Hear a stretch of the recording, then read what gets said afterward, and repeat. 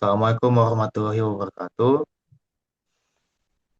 Perkenalkan kami dari kelompok 6 ingin mempresentasikan materi tentang kontribusi Islam dalam pengembangan peradaban dunia, pertumbuhan, perkembangan, dan jejak transmisi ilmu.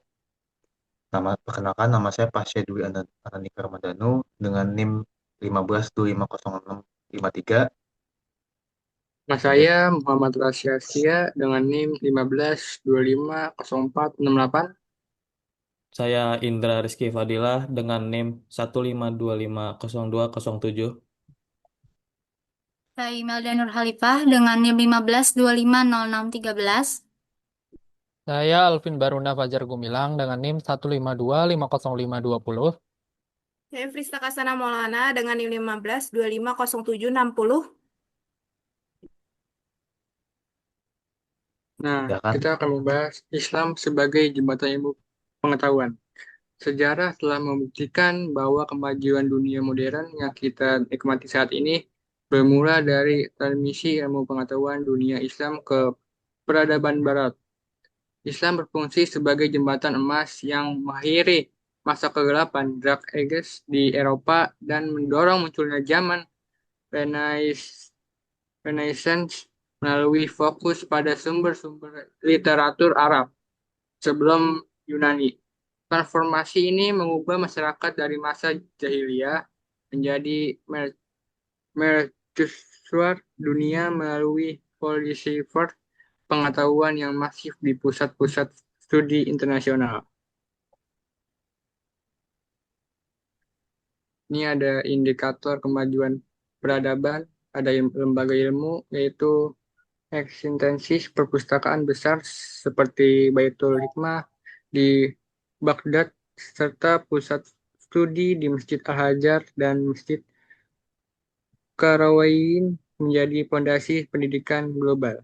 Ada juga karya intelektual, warisan pemikiran tokoh besar seperti Ibnu Sina dalam medis dan Al-Khwarizmi dalam matematika terus menjadi rujukan hingga masa kini. Ada juga yang terakhir ada budaya dan nilai. Inovasi praktis seperti kertas dan tata kota modern lahir dari manifestasi konsep iman Islam dan ihsan yang mementingkan kedamaian serta keindahan. Oke, selanjutnya ada periode sejarah Islam yang terbagi menjadi 3 bagian, yaitu klasik, pertengahan, dan modern. Yang pertama ada klasik dari tahun 650 Masehi sampai dengan 1250 Masehi, yaitu masa kejayaan utama yang ditandai dengan puncak perkembangan sains dan integrasi wilayah kekuasaan Islam yang sangat luas. Lalu yang kedua, masuki pertengahan dari tahun 1250 Masehi sampai dengan 1800 Masehi, yaitu era konsolidasi kekuatan melalui 3 kerajaan besar, yaitu dinasti Utsmani, Safawi, dan Mughal di berbagai belahan dunia. Lalu yang ketiga, yaitu masa modern dari tahun 1800 Masehi sampai dengan masa kini, adalah masa kebangkitan kembali yang ditandai dengan pembaharuan pemikiran untuk menyesuaikan nilai Islam dengan tantangan zaman modern. Next. Sini ada tokoh intelektual Muslim, ada 4 tokoh. Yang pertama Ibnu Sina, yaitu seorang penulis buku Qanun fi al-Tibb yang menjadi standar medis dunia. Lalu yang kedua ada Al-Khwarizmi, yaitu penemu angka 0 dan konsep aljabar, yang biasa disebut dengan Bapak Aljabar. Yang ketiga ada Ibnu Khaldun, yaitu penulis Muqaddimah yang meletakkan dasar filsafat sejarah. Yang keempat ada Ibnu Rushd, yaitu pakar teologi dan pemberi komentar utama atas karya Aristoteles. Next. Setelah membahas tokoh-tokoh intelektual Muslim, sekarang kita akan melihat bagaimana kejayaan peradaban Islam juga didukung oleh dinasti-dinasti besar yang berpengaruh pada masanya. Yang pertama, dinasti Umayyah yang berkuasa pada tahun 661 hingga 750 Masehi, berfokus pada ekspansi wilayah Islam secara besar-besaran sampai ke Spanyol dan Afrika Utara. Pada masa ini juga berkembang kebudayaan Arab serta pembangunan masjid-masjid dan istana megah sebagai simbol kekuasaan Islam.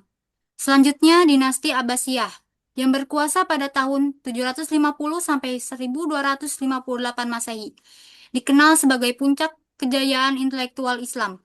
Pada masa Harun al-Rashid, pendiri Baitul Hikmah di Baghdad yang menjadi pusat penerjemahan literatur Yunani dan pengembangan ilmu pengetahuan dunia.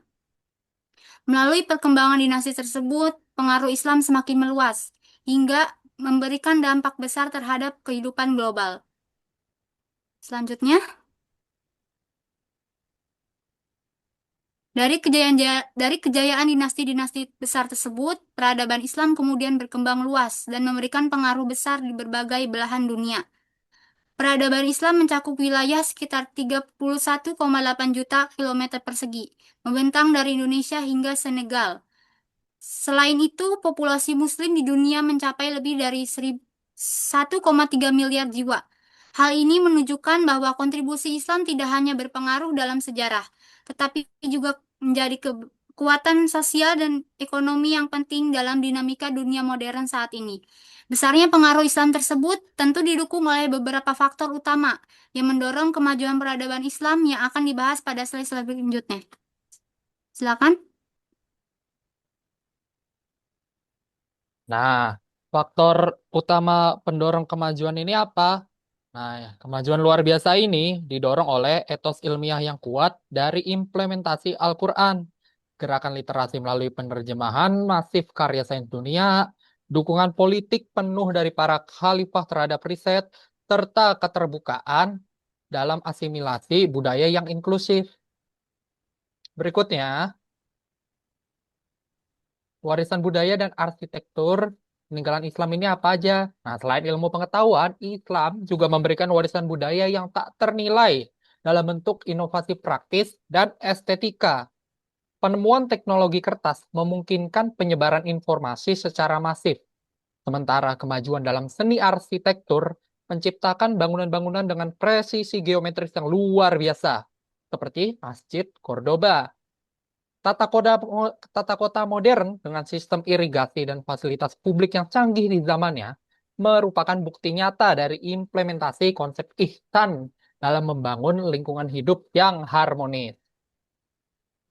Selanjutnya di sini saya akan mempresentasikan akar kemudaran peradaban.